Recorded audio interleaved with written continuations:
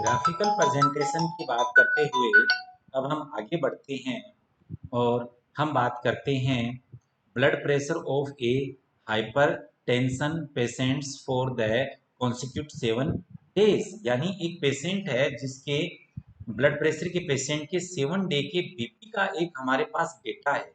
अब हमारे पास ये समस्या है कि हम इसको कैसे रिप्रेजेंट करेंगे।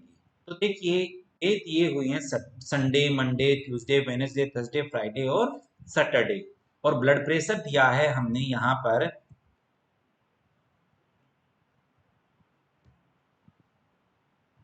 सिस्टोलिक और डायस्टोलिक। तो सिस्टोलिक और डायस्टोलिक ब्लड प्रेशर के डेटा दिए हैं 99, 71, 126 टू 74। अब इसका प्रेजेंटेशन कैसे करें? तो इनका प्रेजेंटेशन जो होता है वो पीछे वाला जो एग्जांपल है रेंज चार्ट, उसी के द्वारा ग्राफ पेपर पे होता है।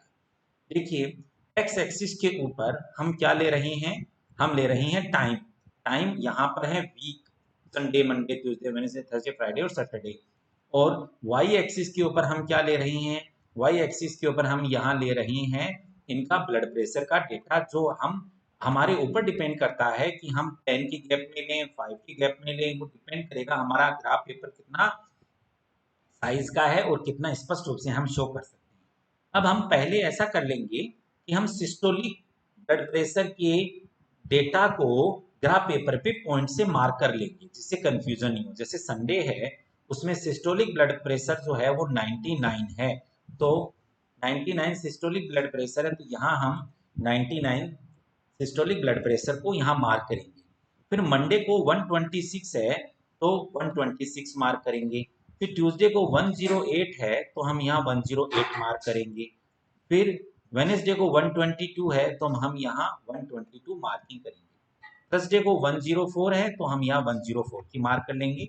फ्राइडे को 108 और सैटरडे को 116। अब हम क्या करेंगे? स्ट्रेट लाइन से इनको मीट करेंगे, इनके हर पॉइंट्स को स्ट्रेट लाइन से इस तरह से हम यहाँ पर मीट कर देंगे। फिर हम बात करेंगे डायस्टोलिक ब्लड प्रेशर की, और डे वाइज हम डायस्टोलिक ब्लड प्रेशर को, जैसे यहाँ 71 का डॉट है, यहाँ 74 का डॉट है, यहाँ 72 है, यहाँ 68 है, यहाँ 64, यहाँ 60 और यहाँ 70, और इन सब लाइंस को हम यहाँ पर स्ट्रेट लाइन से मीट कर देंगे। इस तरह से मैं आपको मीट करके शो कर रहा हूँ मार्कर की हेल्प से। तो इस तरह से हमारे पास जो ग्राफ हमें रिसीव हुआ वो रेंज टाइप का ग्राफ रिसीव हुआ, जो एक प्रकार का टाइम सीरीज डेटा है, और ये है रेंज ग्राफ। इसमें हम चाहें तो इसको हम शेडिंग दे सकते हैं, और चाहे तो हम सिंपली इसको छोड़ सकते हैं। तो ये एक अनदर एग्जांपल हो गया। जैसे मैंने आपको पिछली क्लास में बताया, हम यहाँ टाइटल देंगे, तो हम यहाँ लिखेंगे range chart showing systolic and diastolic blood pressure of A hypertension patients for the consecutive 7 days. उसके बाद इसके अंदर हम अंतिम बात करते हैं टाइम सीरीज ग्राफ की, बैंड ग्राफ। तो बैंड ग्राफ कुछ कुछ रेंज ग्राफ की तरह ही है, इनमें डिफरेंस क्या है हम पहले उसकी बात थ्योरेटिकल कर लेते हैं। बैंड ग्राफ को हम लेयर चार्ट भी कहते हैं। In the band graph the various component part are presented in the form of bands. तो इसके अंदर जो उसमें हम रेंज, क्योंकि हमें वहां डेटा रेंज में था। देखो डिफरेंस ये है कि रेंज जो रेंज चार्ट था उसमें हमारे पास किसी भी एक चीज की हायर और लोअर वैल्यू थी वेरिएबल या डाटा की, लेकिन हमारे यहाँ जो बेंड ग्राफ है उसके अंदर हमारे पास लोअर और हायर वैल्यू नहीं है, बल्कि हमारे पास अलग अलग वेरिएबल्स हैं, और सिमिलर यूनिट के अंदर ईयर वाइज उनकी हमारे पास डेटा उपलब्ध है। एग्जांपल से समझिए, हमारे पास productivity of paddy, wheat and chilli की मिलियंस ऑफ टन के अंदर प्रोडक्टिविटी है। हमारे पास देखिए ये ईयर आ गई है, तो एक्स एक्सिस के ऊपर हम ईयर्स को मार्क कर देंगे, जैसा मैंने आपको पहले ही बताया था कि ये इंडिपेंडेंट वेरिएबल होता है और टाइम सीरीज डेटा है। और वाई एक्सिस के ऊपर हम पेडी, व्हीट और जो चिली हैं उनको लेंगे। तो सबसे पहले हम एक को लेंगे, जैसे सबसे पहले हम पेडी के डेटा को लेते हैं। पेडी में व्हीट और चिली के डेटा को मिक्स नहीं करना है। जैसे अब पेडी आया, तो 87 में इसका प्रोडक्शन कितना था? 20।